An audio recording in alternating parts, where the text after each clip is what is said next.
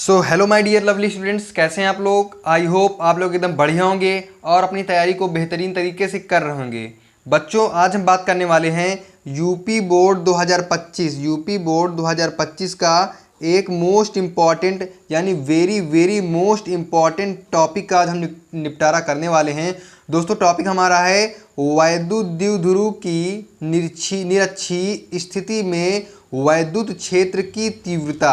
बच्चों, ये काफ़ी ज़्यादा इंपॉर्टेंट टॉपिक है जो कि यूपी बोर्ड 2025 में पूछने के काफ़ी ज़्यादा इसके चांसेस हैं, क्योंकि बच्चों ये वेरी वेरी इंपॉर्टेंट यानी very very most important topic की श्रेणी में ये टॉपिक आता है।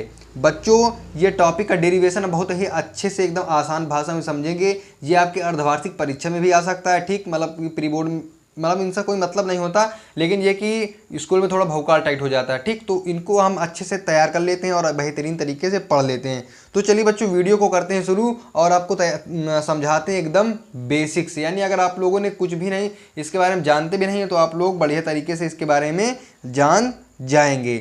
बच्चों देखो क्या कह रहा है, मतलब इसको मैं लिख दिया हूँ, बाकी आप इसको बात के भी स्किप कर सकते हैं, ठीक। इसको समझाने के लिए आपको लिख दिया हूँ, बाकी आप इतना अपने भाषा में जितना छोटा से छोटा लिखेंगे, मतलब एग्जामिनर को समझ में आना चाहिए आपकी भाषा, ठीक। एग्जामिनर को ऐसा लगना चाहिए नहीं इस बंदे ने अच्छे तरीके से पढ़ा लिखा है, ठीक, मतलब अच्छे तरीके से इसको पढ़ा है।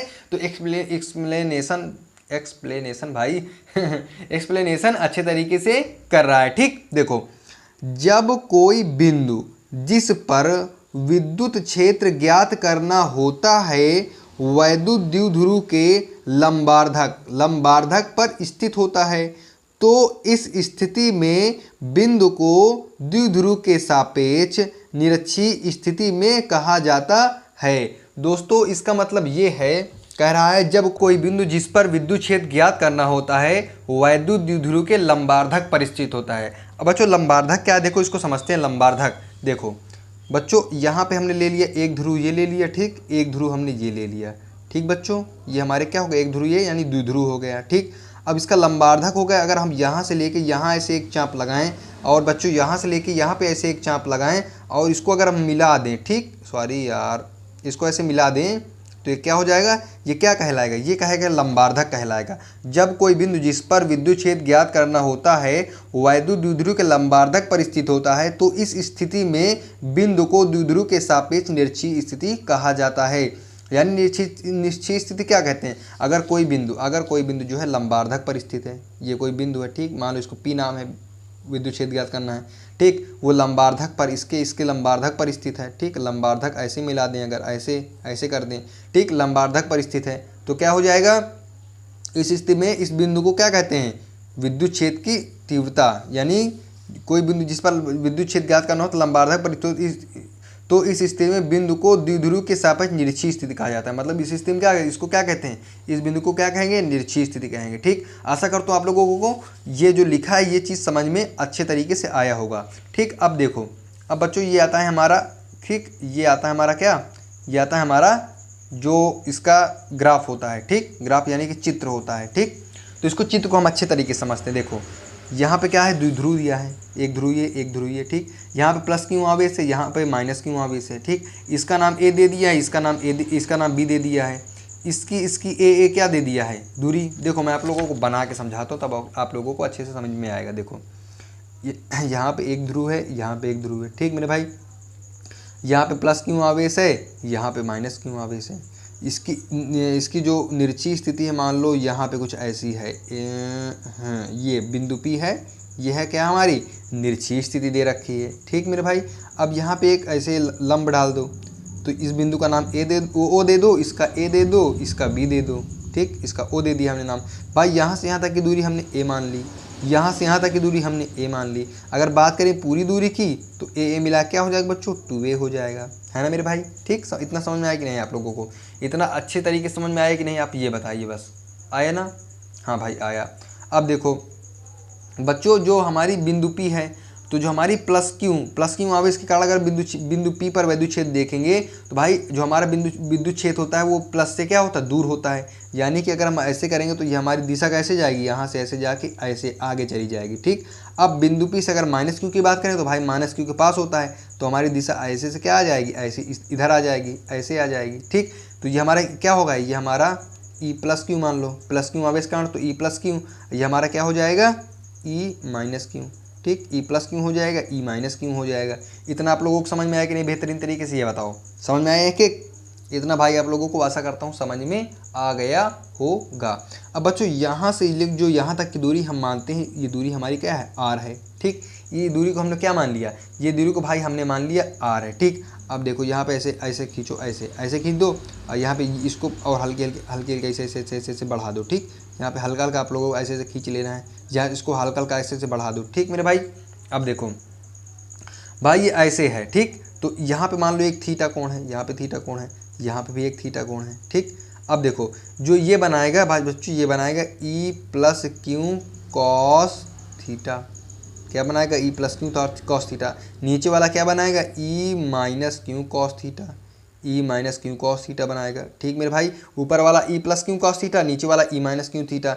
ई प्लस क्यू यानी बिंदु प्लस क्यू, अब इसका कारण ई माइनस क्यू यानी क्या है, माइनस क्यू, अब इसके कारण ई माइनस क्यू। समझ में आप लोगों को। अब देखो भाई, अब देखो ये ऊपर ऊपर जाएगा, ये काहे में आएगा, नीचे जाएगा। ठीक, तो ये ऊपर जाएगा तो क्या है होगा, ये ई प्लस क्यू साइन थीटा। बच्चों आप लोगों को अभी चित्र बता रहा हूँ, अभी परेशान नहीं होना। अगर समझ में भी नहीं आ रहा आप लोगों को तो आप लोगों को परेशान बिल्कुल भी नहीं होना है। ठीक, बिल्कुल भी आप लोगों को परेशान नहीं होना, बस आप समझते जाइए, मैं जो बोल रहा हूँ उसको बस सुनते जाइए गौर से। ठीक, ये हमारा ई प्लस क्यू साइन थीटा हो गया। नीचे वाला क्या हो जाएगा, ई माइनस क्यू साइन थीटा, ये हमारा हो गया ई माइनस क्यू साइन थीटा। इतना समझ में आया, इतना बस समझ लीजिए। मतलब क्या, अगर लंबा लंबा होता है तो साइन थीटा आ जाता है। ठीक, अगर परपेंडिकुलर ऐसे होता है तो कॉस थीटा आ जाता है। इतना आप लोगों को ऐसे ही आप लोग याद कर लीजिए, मात्र एकदम रट लीजिए। ठीक, कि इधर जाएगा तो E plus Q sine theta, E minus sine theta, इधर इस दिशा में जाएगा तो E plus Q cos theta, E minus Q cos theta. इतना आप लोगों को अच्छे तरीके से समझ में आ गया होगा। ठीक मेरे भाई,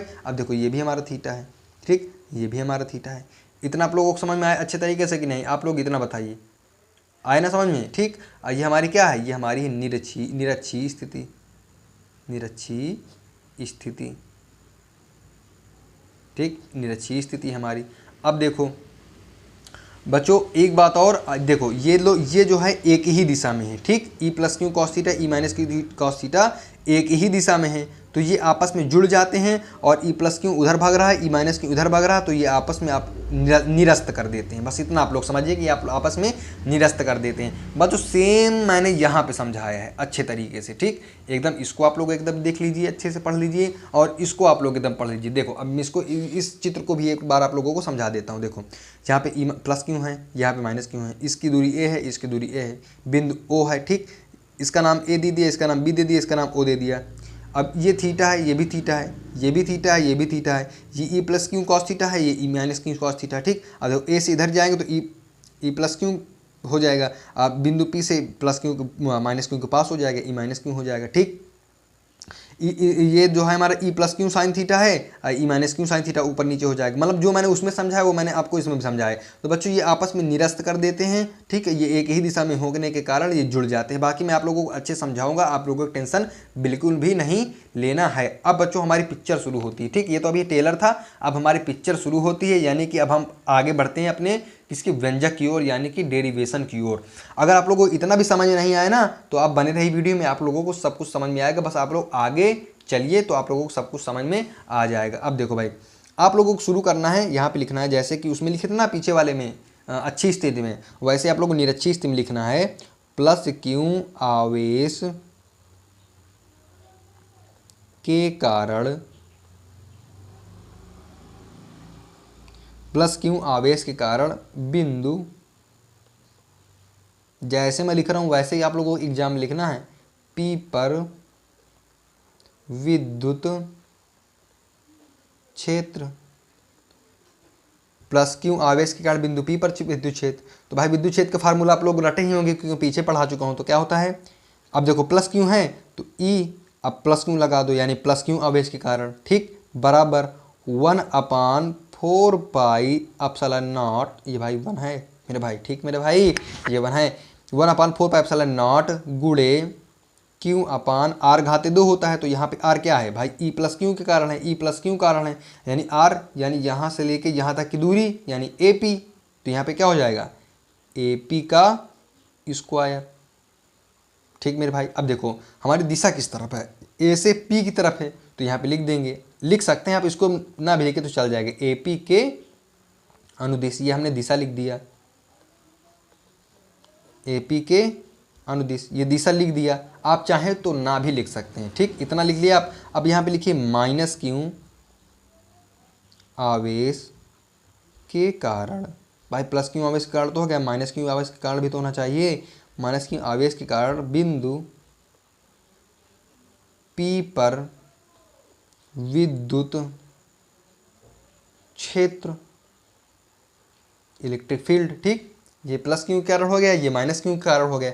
अब माइनस क्यू भाई यहाँ पे लिख दोगे ई, माइनस क्यू तो माइनस क्यू लगा दो, यानी माइनस क्यू आवेश के कारण ई माइनस क्यू बराबर हो जाएगा 1/4 पाई एप्सिलॉन नॉट गुणे क्यू अपान, अब आर घाते दो, आर मतलब दूरी होता है, ठीक, तो आर घाते दो भाई, इसका फार्मूला तो आप लोगों को पता है ना, पता है ना, हाँ पता है। तो ई माइनस क्यू बराबर 1/4 पाई एप्सिलॉन नॉट गुणे क्यू अपान, अब देखो यहाँ से यहाँ कितने की दूरी क्या हो जाएगी भाई, माइनस क्यू आवेश कारण है, माइनस क्यू यहाँ है, पी यहाँ है, तो यहाँ से यहाँ तक की दूरी क्या हो जाएगी, पी बी, क्या हो जाएगी, पी बी या बी पी, तो हो जाएगी बी पी का स्क्वायर, ठीक मेरे भाई, बी पी का स्क्वायर। अब इसकी दिशा किस तरफ है, देखो भाई पी से बी की तरफ है, ठीक, पी से बी की तरफ, तो इसकी दिशा क्या लिख देंगे, पी से बी के अनुदिश, इसको आप ना भी लिख सकते हैं, लेकिन अब दिशा लिख देते हैं ना तो एग्जामिनर को लगता नहीं बच्चे ने बहुत अच्छे तरीके से पढ़ा है, पी से बी के अनुदिश, ये लिख दिया।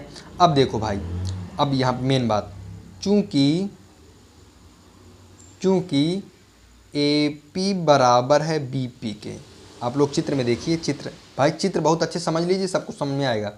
अब देखो ए पी बराबर है बी पी के, यानी ए पी जो है वो बराबर है बी पी के, यानी जितना यहाँ से यहाँ तक की दूरी है उतना यहाँ से यहाँ तक की दूरी है, आप लोग चित्र में भी दिख रहा होगा, ठीक। अब यहाँ पे लिख देंगे हम, चूंकि ए पी है जो बराबर है बी पी के, ठीक। अब इसलिए भाई अगर इस यदि ए पी भाई बराबर बी पी, यानी ए पी की जगह बी पी रखो, चाहे बी पी की जगह ए पी रखो, ठीक, बात बराबर है, तो क्या हो जाएगा, इसलिए मतलब चूंकि अगर ए पी बराबर बी पी हम रख दे दें, यानी ए पी की जगह अगर बी पी रख दें, यानी ए पी है हमारा, यानी ए पी है तो इसकी जगह बी पी रख सकते हैं, ठीक, बी पी रख देंगे तो क्या हो जाएगा, E plus Q E minus Q भाई सेम हो जाएंगे ना भाई, इतना भाई ये तो सेम है, क्यू भी सेम है, ये भी सेम है, ये बस अलग अलग हैं, अगर ये दोनों तो बराबर हो गए तो ये भी सेम हो जाएंगे, तो यहाँ पे क्या लिख देंगे, इसलिए ई प्लस क्यू बराबर हो जाएगा ई माइनस क्यू के।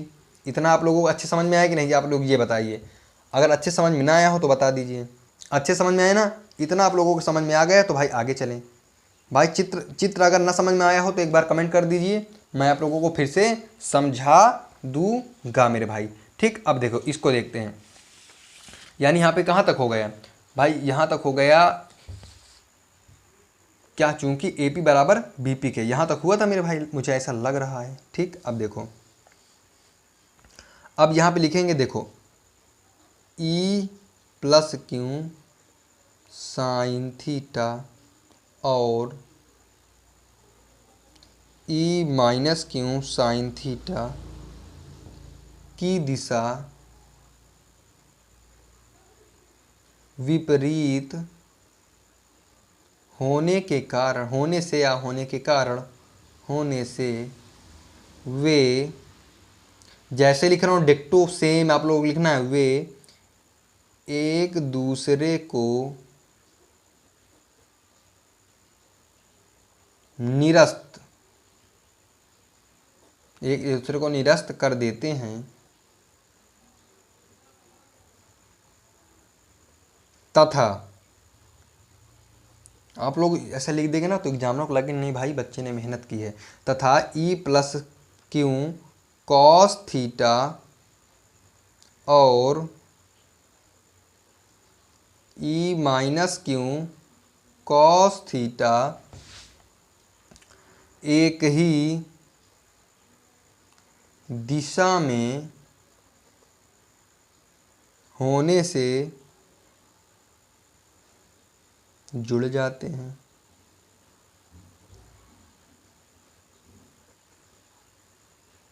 अब देखो मतलब भाई इसमें कह रहा है ई प्लस क्यू साइन थीटा और ई माइनस क्यू साइन थीटा की दिशा विपरीत होने से ये एक दूसरे को निरस्त कर देते हैं। यही मैंने आपको चित्र में समझाया। क्या समझाया कि भाई क्या रहा, E plus Q sine theta E minus Q sine theta विपरीत दिशा में है, यानी इधर और ये इधर भाग रहा है। ठीक, यानी ये इधर भाग रहा है और ये इधर भाग रहा है, इनकी दिशा विपरीत होने ये एक दूसरे को क्या करते हैं, निरस्त कर देते हैं, यानी खत्म हो जाते हैं। ठीक, और E plus Q cos theta E minus Q cos theta एक ही दिशा में यानी इधर दिशा में होने के कारण ये क्या हो जाते हैं, जुड़ जाते हैं, यानी कि ऐड हो जाते हैं। ठीक है, क्या हो जाते हैं, ऐड हो जाते हैं। यहीं पर लिखा देखो, E plus Q sine theta E minus Q sine theta की दिशा विपरीत होने से वो एक दूसरे को निरस्त कर देते हैं, तथा E plus Q cos theta E minus Q cos theta एक ही दिशा में होने से जुड़ जाते हैं। अब बच्चों आप लोग यदि परिणामी विद्युत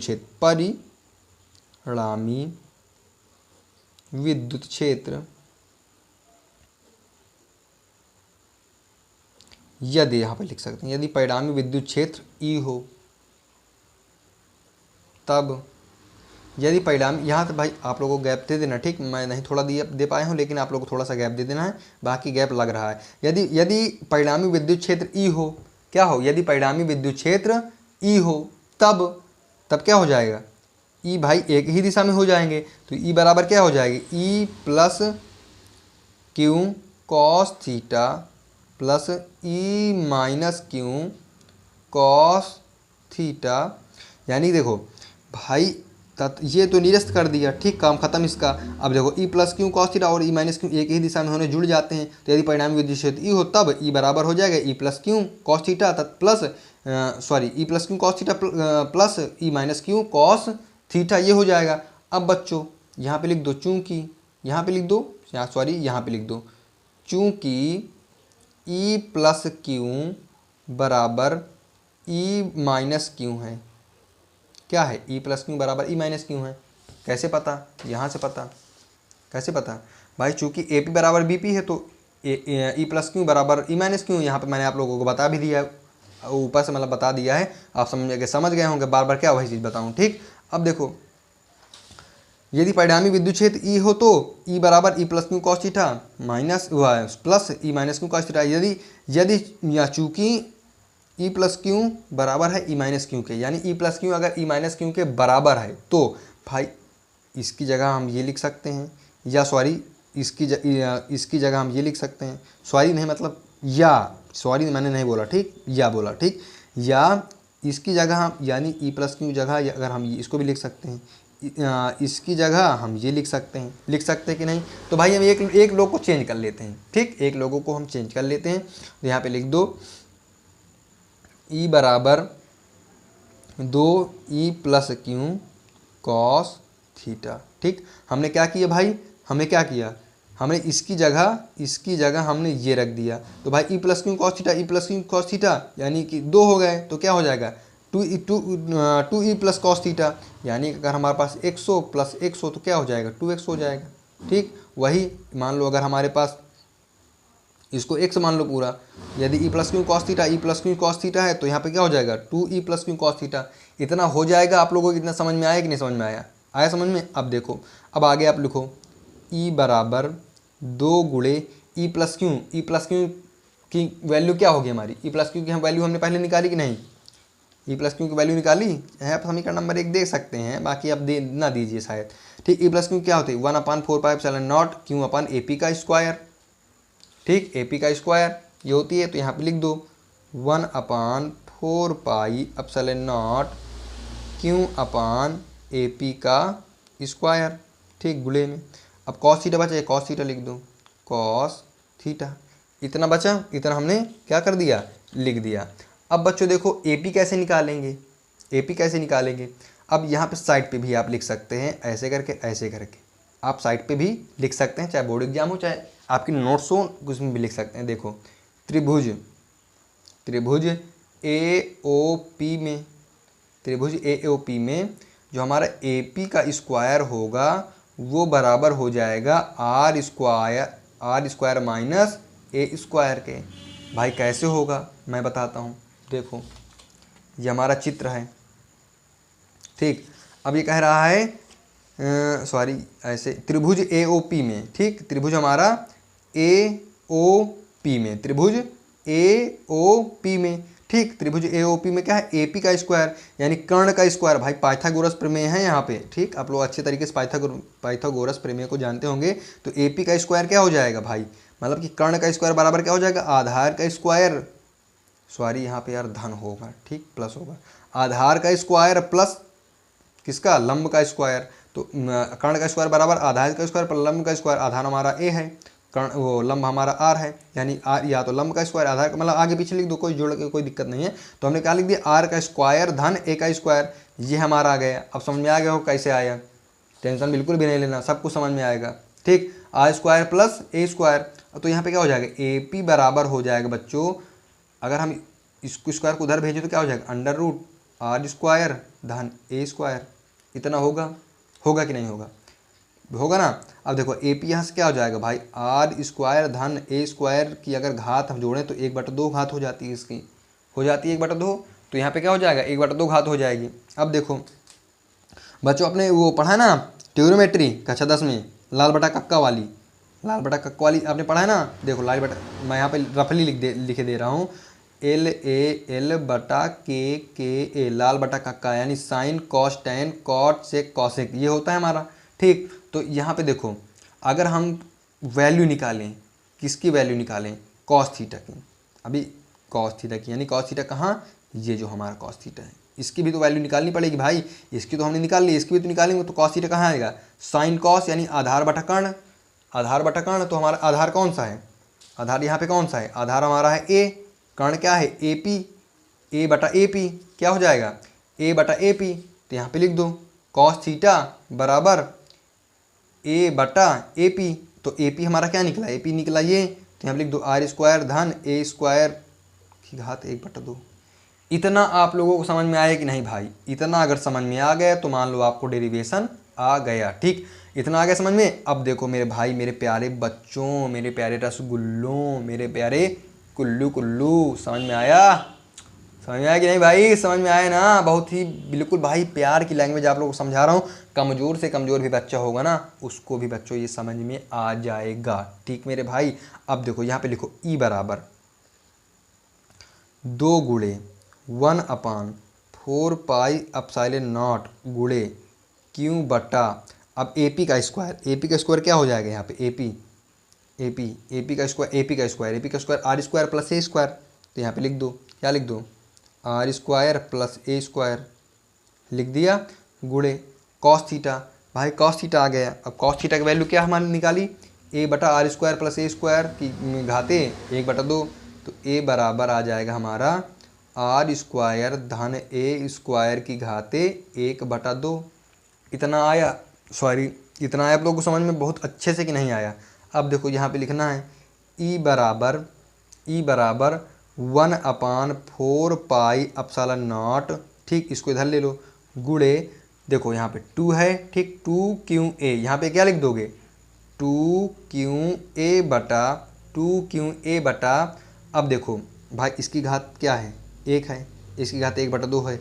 अगर इनको हम जोड़ेंगे तो क्या हो जाएगा, आर स्क्वायर धन ए स्क्वायर की घात क्या हो जाएगी, अगर हम A1 + 1/3 करें तो क्या हो जाएगा, वो सॉरी 2 करें तो क्या हो जाएगा 3/2 आएगा। आप लोग करके देख लीजिएगा, ठीक। तो 3/2 आएगा, ठीक भाई। करूँगा तो वीडियो वैसे भी लंबी हो रही और लंबी हो जाएगी भाई। डिटेल में अगर आप लोगों को पढ़ना है ना तो वीडियो लंबी हो जाए चाहे जो कुछ हो, आप लोग अच्छे तरीके से समझ जाएंगे मेरे भाई, ठीक। 3/2 हो जाएगा। अब देखो बस निकल आया, और क्या है, ई बराबर 1/4 पाई एप्सिलॉन नॉट गुणे 2QA भाई, अब सॉरी 2QA। देखो चूँकि P बराबर हमारा क्या होता है 2QA, जो क्या है द्विध्रुव आघूर्ण है, ठीक, द्विध्रुव आघूर्ण है।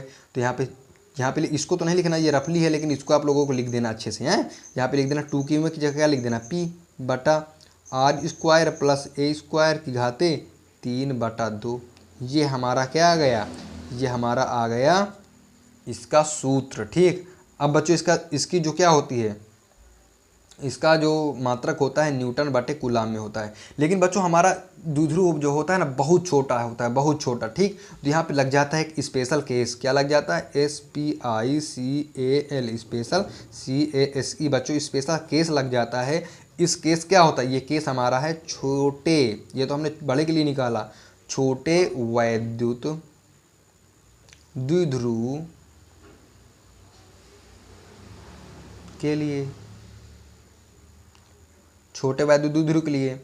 तो चूंकि भाई अगर छोटा वैद्युत द्विध्रुव है तो हमारा क्या है, जो हमारा ए है, ए यानी दूरी जो हमारी होती है बहुत छोटी हो जाती है आर के मुकाबले, ठीक। जो हमारा ए है यानी भाई ए हमारा क्या है, यहाँ से लेके यहाँ तक, यहाँ ए ये होती है हमारी आर, ये हमारी, ठीक। तो आर के मुकाबले जो हमारी ए होती है बहुत ही ज़्यादा छोटी हो जाती है, रफली था, ठीक। इसको नोट नहीं करना फेयर में, तो बहुत छोटी हो जाती है। तो यहाँ पे क्या लिख देंगे, ए जो है बहुत ही छोटी है आर से, ए बहुत छोटी आर से, तो यहाँ पे लिख दोगे अतः ए को क्या मानने पर, नगण्य मानने पर, ए को नगण्य मानने पर,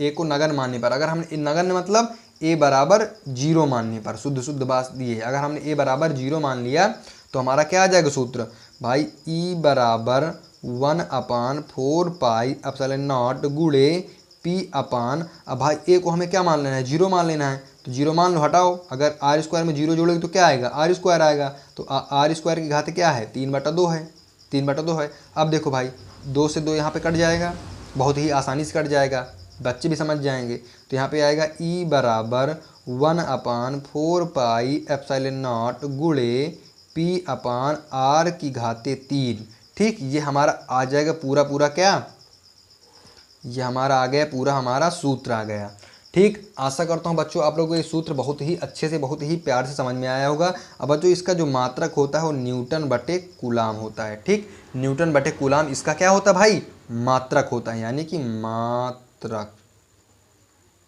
बच्चों यही आपका डेरिवेशन का निगमन निकल के आया। आशा सोच मतलब कि आप लोग ये सोच रहे हैं भाई वीडियो सर ने बहुत लंबी बना दी, भाई वीडियो तो लंबी हो गई लेकिन आप लोगों को भाई समझ में भी अच्छे तरीके से आ गया होगा मेरे भाई, मेरे प्यारे बच्चों, मेरे भाई, ठीक है। तो भाई आशा करता हूँ आप लोगों को वीडियो पसंद आई होगा। भाई अगर वीडियो पसंद आए तो भाई वीडियो को मारिए लाइक और हमारे चैनल एनसीईआरटी वाले भैया को कर दीजिए सब्सक्राइब, क्योंकि भाई यूपी बोर्ड की जो आपकी तैयारी है ना वो एनसीईआरटी वाले भैया नंबर 1 करवा देंगे कक्षा 12 के लिए। सिर्फ कक्षा 12 के लिए भाई वीडियो बनाता हूँ मैं, सिर्फ कक्षा 12 के लिए मेहनत करता हूँ मैं, ठीक। अगर आप लोगों को ये मेरा डेरिवेशन जो मैंने समझाया अगर बताने का तरीका अच्छा लगा तो भाई एक प्यारा सा कमेंट कर दीजिएगा। बस इतना ही मैं आपसे चाहता हूँ। धन्यवाद।